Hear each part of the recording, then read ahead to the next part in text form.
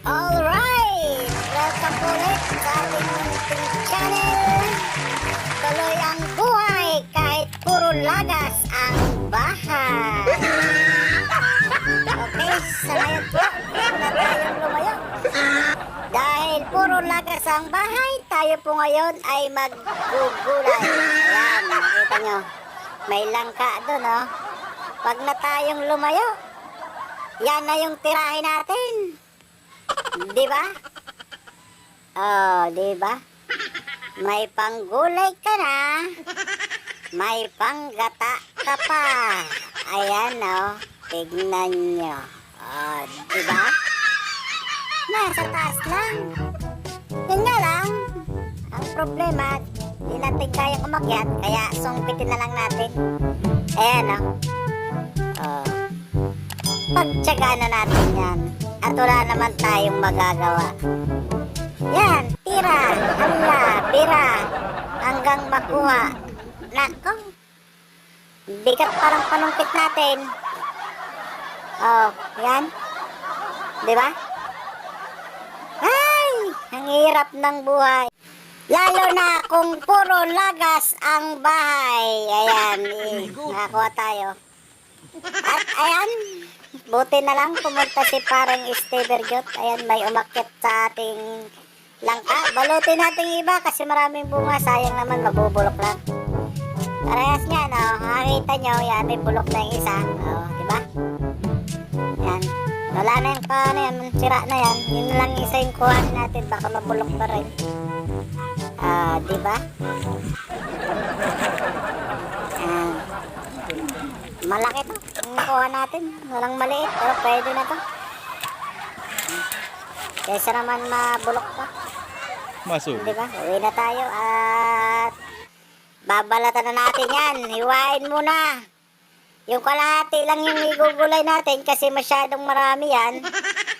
Baka hindi maubos. Sayang lang din.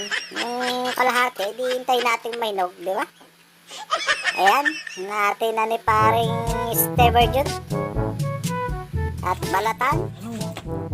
Yan. Yan, ganyan lang yung pagtanggal ng ano yan. Yung dagka. Oh, diba? Saglit lang. Yung bunot lang yung kailangan natin.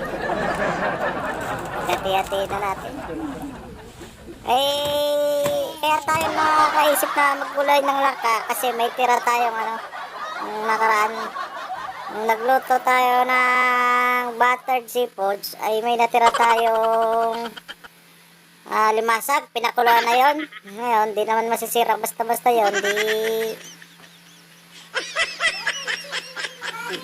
Gawin na nating ano yan. Gawin na lang nating panghalot dito sa laga natin. At ayan, yung nakuha natin kanina ano, nyog. Di balatan na natin yan. Diba?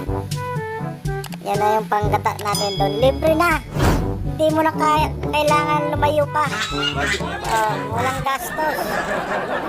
Simpleng buhay lang. Biyakin.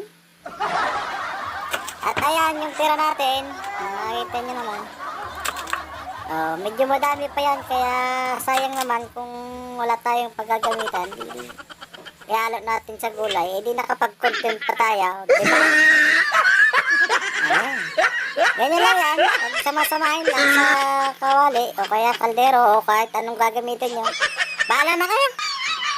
Yan. Lagyan na natin ng mga sangkap, tapos asin, tapos ilagay na natin yung ating pangalawang gata. Kasi yung unang gata, mamaya pa natin lalagayan pag malapit, kung malambot na, malapit nang maluto. Diba? Kompleto na. Ngayon, siyempre, takpan. Ay, takpan! Nako. Yan. Tagal. Ayan. Isa lang. Ayan o. Parang kinukuha na ng ano, ng langit yung kaldero natin sa sobrang lakas ng ano, usok. Nausok yung kala natin yan. Yan, malambot na. Nakita nyo naman, saglit lang. kasunod yan, lagay na natin yung ano, kakanggata. Diba? Yung tiga. Tapos takpan ulit. Antayin natin maluto yung ano, yung gata. Dyan. Kinuha na naman yung ano natin. Yung kawali natin ng ano. Yan, di ba? Luto na yan. Haluin lang ng konti. Tapos, alam na yan. Ihain na yan. Di ba? Sarap. Gulay is life talaga. Wala tayong ano dyan. Hindi na tayo lumayo. Di ba? Sa susunod po ulit. At maraming salamat po sa panonood.